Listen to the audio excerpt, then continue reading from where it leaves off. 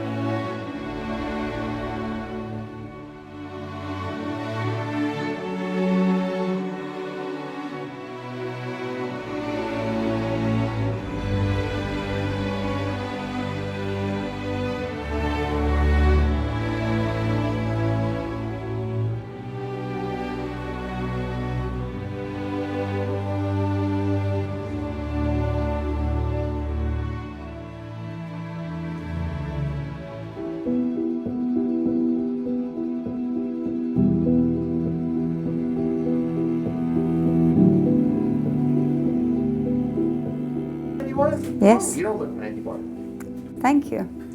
Now, But I am. Now, you were a nurse in World War II. Yes. So what branch of the military? The Army? I was an Army nurse. Did you enlist, or you weren't drafted, were you? No, nurses weren't drafted, but they were encouraged to go, so I volunteered. It was the 32nd General Hospital, and it was formed in Indiana, at Indiana University.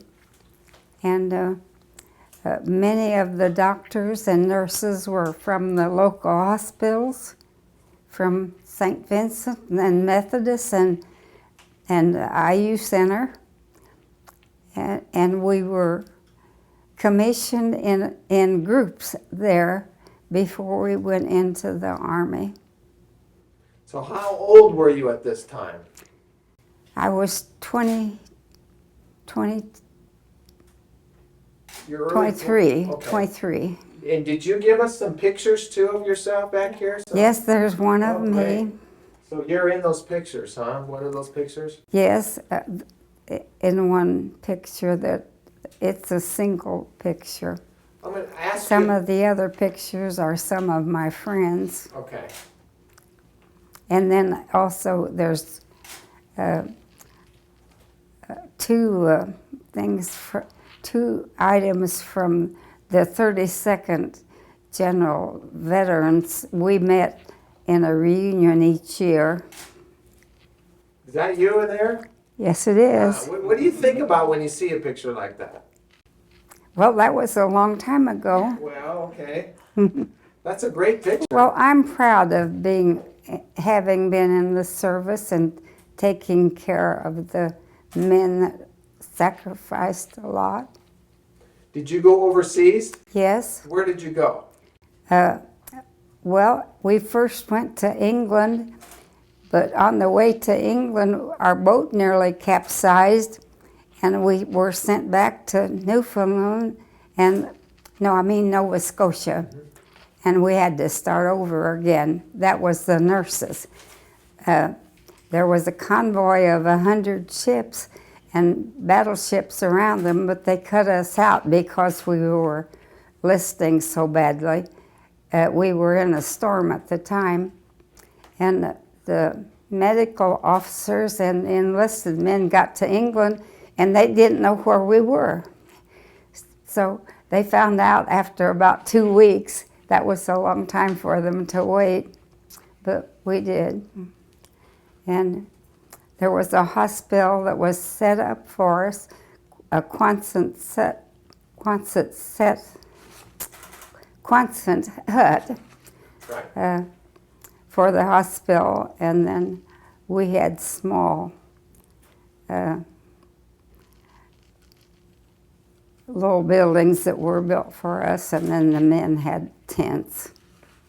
So were you around any of the... I went to England and was there for 10 months, and then we went to one of the general hospitals in England, and we did calisthenics and close order drill and hikes and rifle practice.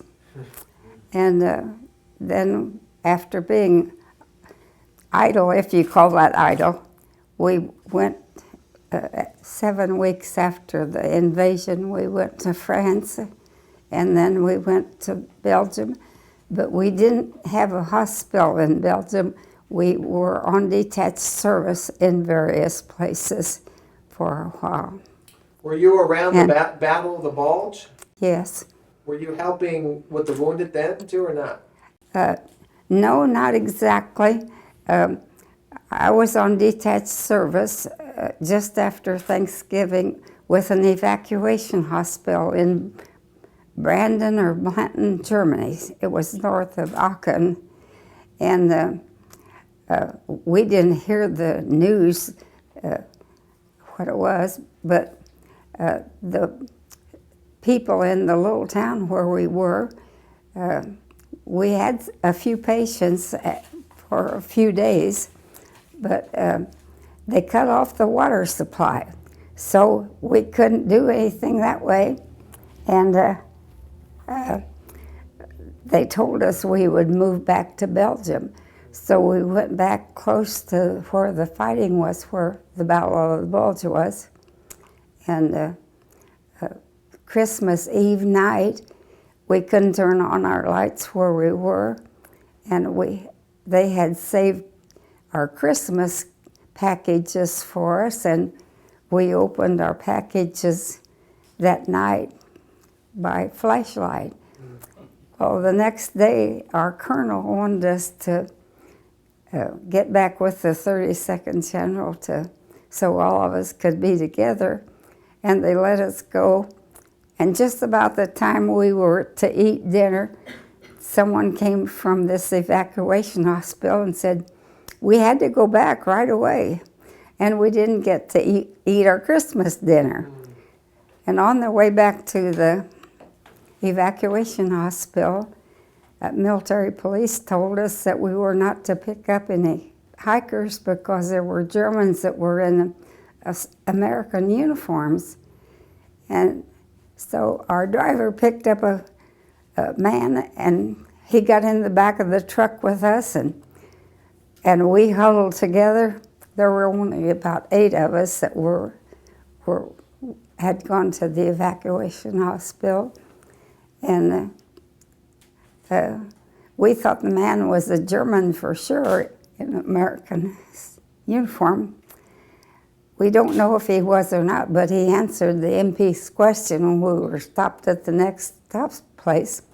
But he got out in the country where there wasn't anybody or anything. So that made us think he was a German. And that night, the artillery just sounded. We were only about 4.5 miles from the fighting.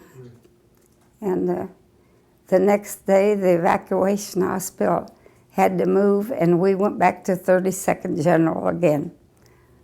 Then, about the 20th of January, the Americans, won the Battle of the Bulge, and so we were in a hospital complex that had 7 hospital buildings that the Germans had built. Did I say it was in Aachen? Oh, well, it was in Aachen. That was very close to the west border of Germany. And so there were some of the buildings that weren't too badly damaged, so we occupied those buildings and set up our hospital there and did some more work. Well, tell me about some of the patients that you took care of. What do you remember about some of the men that you took care of? What kind of things did you do? Did you hold their hand? Did you give them medicine? What did you do? No, the corpsmen mainly took care of the patients, and we kind of supervised on the ward.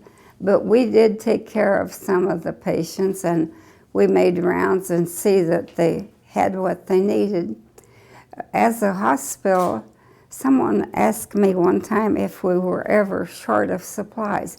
No, we had plenty of supplies for our hospital. It was self-contained.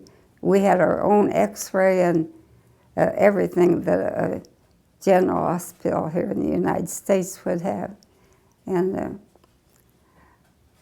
well, some of the patients, one time there was a large man came into the hospital, and he had been burned terribly because a shell made a direct hit into a tank, and it caused a fire.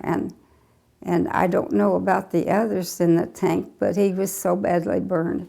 It was awful to hear him yell when they dressed him. And I remember another patient that was only 18 years old, and I thought he was so young. And he said, would he be going back to duty? He was to have his leg amputated that night. And I said, no, he wouldn't be. He would go back home.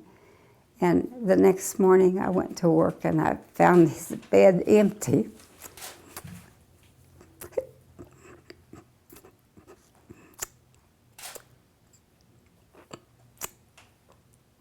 And he passed away, or? Yes, he did. He died in surgery. And I felt real bad about it. I remember another patient that was, he had been a musician, and at the time, this was in England, and he was a bombardier on one of the bombers. And he came into the hospital and with some other patients, but he was shell-shocked, and he was one of the men that had bombed the oil fields in, I can't remember the name. Was it in Germany, or?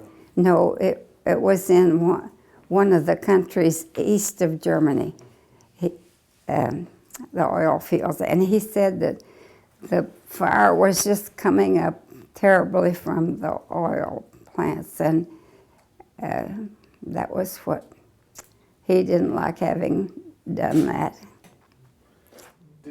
Did any of the patients, Virginia, want you to hold their hands? I've interviewed some nurses, and sometimes all they wanted was someone to hold their hand. Did you ever have that happen?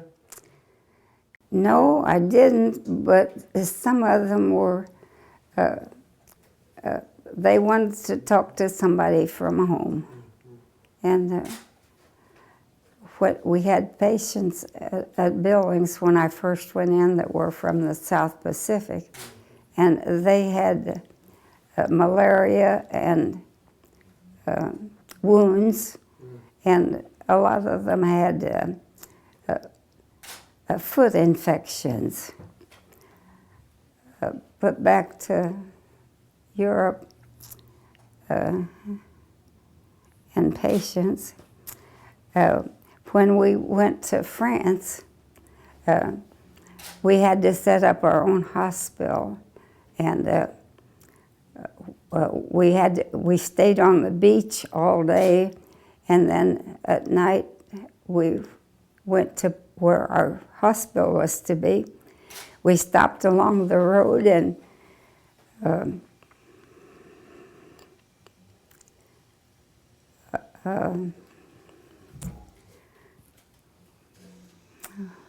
minesweeper swept an area so wide and long enough for the trucks that was in this group.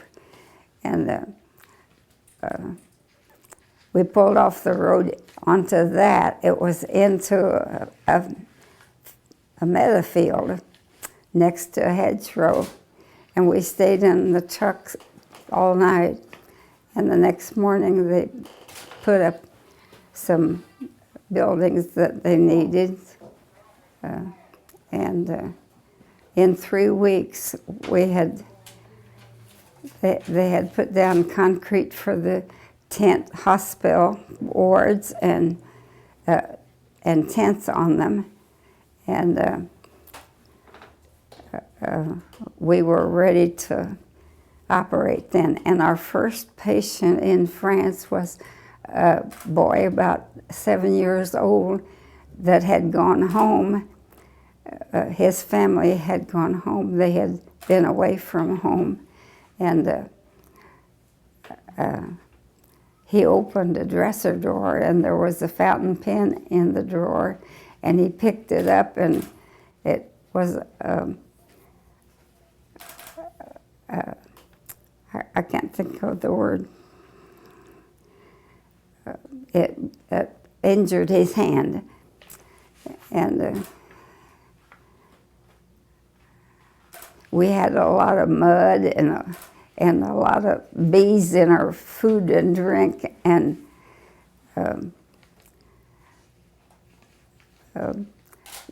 we wanted to be a little more American than we were at that time. So there was a beautician from New York that sent home and got home permanents and gave the nurses permanents there. Are these memories still pretty vivid in your mind, or does it seem like many, many years ago?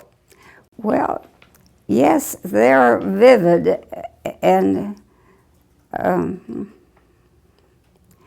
I didn't talk much about my experiences in the service for a long time, but I've talked to my family about it, and I've been asked to talk about it at church. And You ever talk to kids in schools or anything like that? No. What was your rank? Well, we went in as second lieutenants, and I came out as first lieutenant. Are you a member of the VFW or American Legion? No, I never joined any of the organizations when I came back. Well, you mentioned some of the places you were at. Did you take care of wounded soldiers from the Battle of the Bulge, or did you say you didn't? No, we didn't.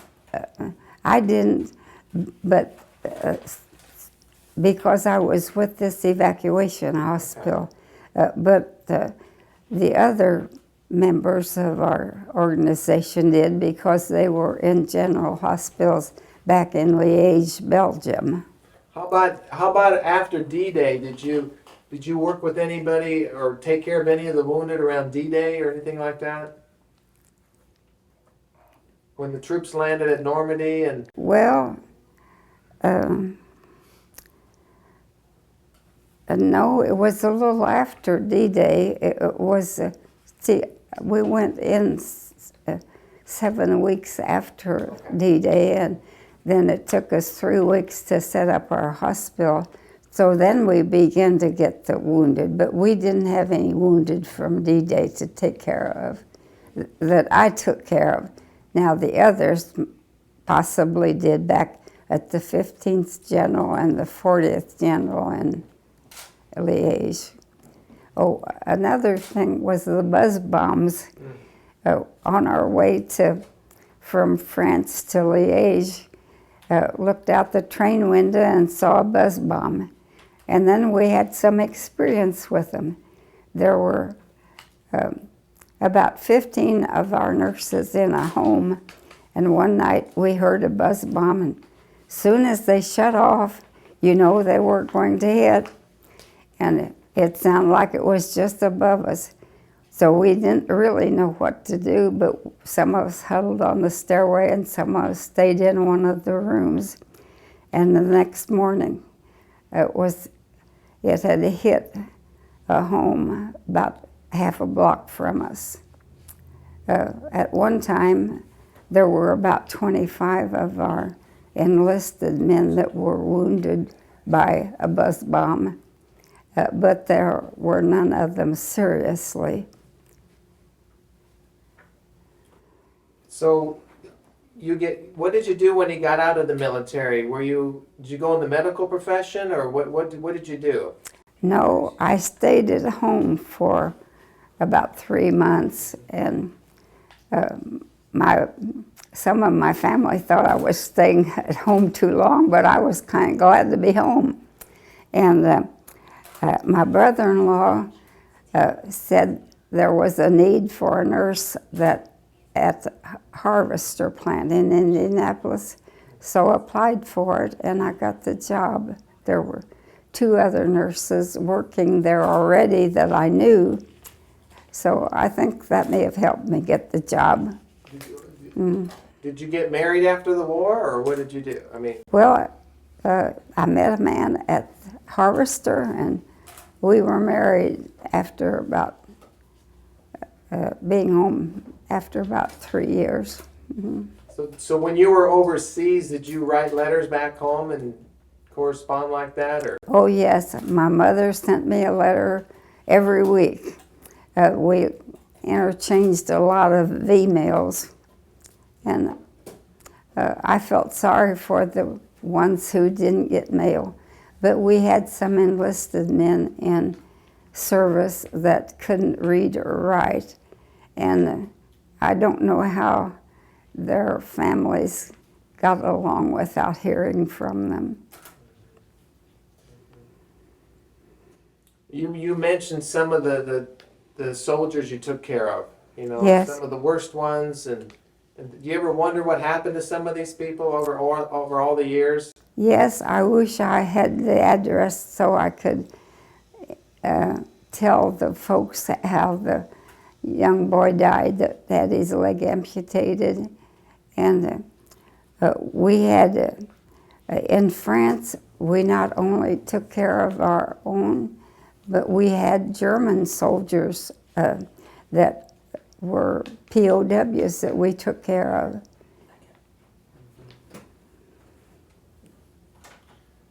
Did you ever have to fire a rifle or anything? Yes. Yeah. Mm-hmm.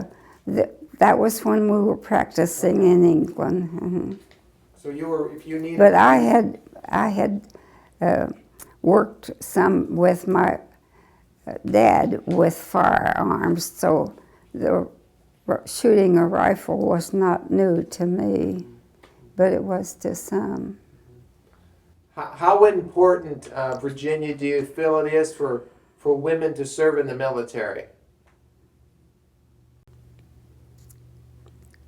Well, for nurses, I feel it's very important, and for the WWII and the other services, the WAVES and WAFs, and any of the other services, I think they are needed too. Even if it's a desk job, it helps.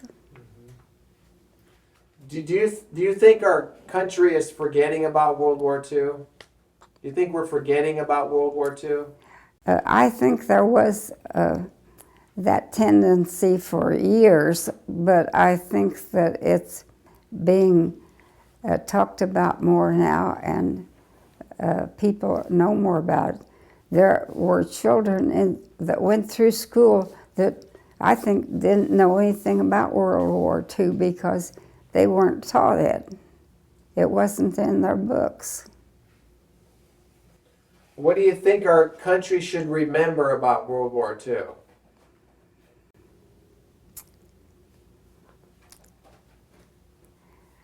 That there were many young men that were killed, and I saw a cemetery of 17,000, and I would like for the families to know that the cemeteries are taken very good care of.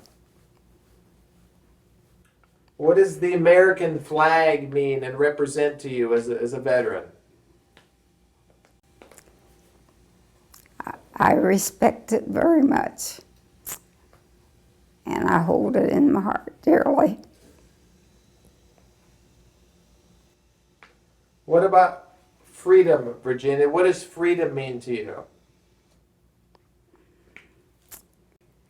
I would die for it.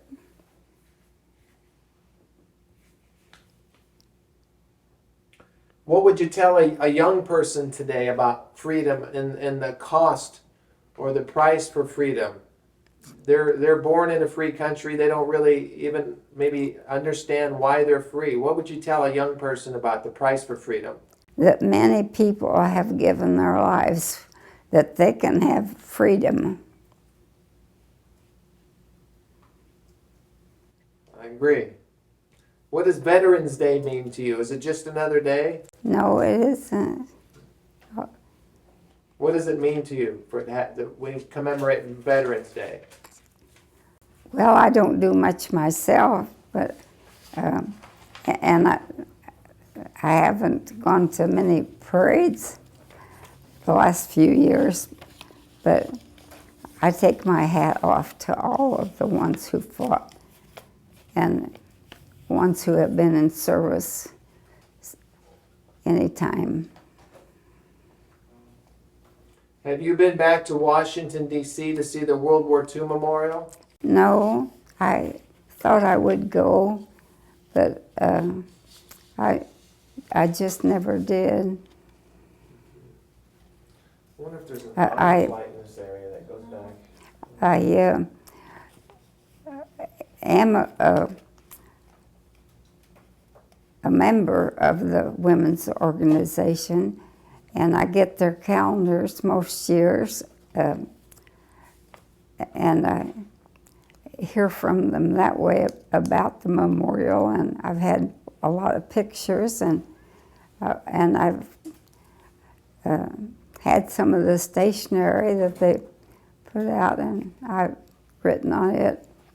I feel like that helps people to know that there are memorials and that they should remember them. Can you tell me again what field hospital you're with, or what Army battalion or regiment you're with? It was the 32nd General Hospital, and I went into the Army, and we were attached part of the time to the 99th Army, and part of the time to the 1st Army, and there was another Army division, but I'm not sure now what it was. Now you said you didn't treat any of the casualties, you didn't do any medical procedures, or the doctors did that, but did you give medicine or change bandages and bathe these guys or anything like that? There was, on each ward, there was a nurse that was that was her duty to go with the doctors and bandage the wounded and the wounds. Yes, I mean that we took care of the patients, but a lot of the work was done by the corpsmen too. Mm-hmm. So you were in an evacuation hospital? No, I was just there for a short time. Short time in the evacuation. Mm-hmm. Okay. All right. I've talked to, like I said, I've talked to about a dozen World War II nurses, maybe a few more, and I want to put together a story with all of your stories, and that's why I was excited to talk to you today. So that's something I'm working on right now. Well, and I think you know what you're sharing is good. Any other memories of your service overseas? Let me check my Sure, globe. go ahead. There. Did she give us anything to read, or was it just pictures? There's pictures in there. She's reading. Cool. Where was that done at? It was from the memorial. She's proud woman, huh? What she's done. What are you reading there? Your notes? Mm-hmm. Does it talk about you winning the war in there, or marching into Germany? And No. what did you think about the Germans and Adolf Hitler and what he was doing? What memory do you have of all that? That reminds me of something. I hated the Germans because when we went back from, when I was in the evacuation hospital and we backtracked from Germany back to Belgium, and this was near the Battle of the Bulge, the driver of our truck said, "That's a field where 100 of our American men were killed." There were some of them that were put in this field by German officers, and they were, at that time, they were fighting the Americans in American uniforms with, and they were driving American tanks and trucks that they had captured. And this field, they just mowed them down. and there were 5 that were left out of the group, and they told about it. They played dead, and that was the way they got out. And then when we had our general hospital in Aachen, Germany, there was a little, about 6-year-old girl that came in, and she was on the ward that I was on, and she had both legs broken in more than one place, and she had a lot of shrapnel wounds, and a fighter pilot. I don't know if he was American or English, but he was going back to England, and he just unloaded his weapons, I guess, in the edge of Aachen. And she was one of them that was hurt. And the mother came every day to see her, and I couldn't imagine how she could come into an enemy's hospital and how she felt. So it made the war seem so useless that here was a mother.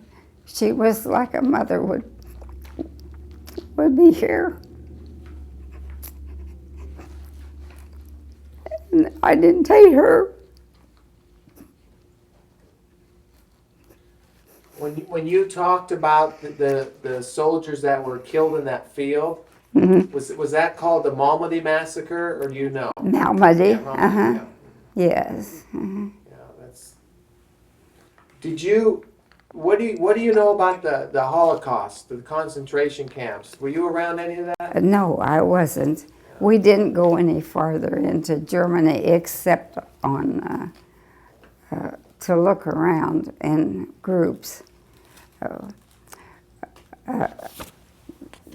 One time there were several of us that went in a truck, and we went to some of the cathedrals and along the Rhine River to see it. And that was as far inland in Germany as I got. Okay. How about historically, looking back, what information do you have about the Holocaust? I mean, the concentration camp. I'm doing a story on that, by the way, but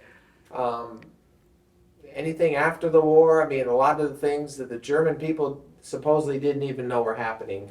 The atrocities and, you know, the killings that were going on. Well, I just couldn't see how anyone would do such a thing.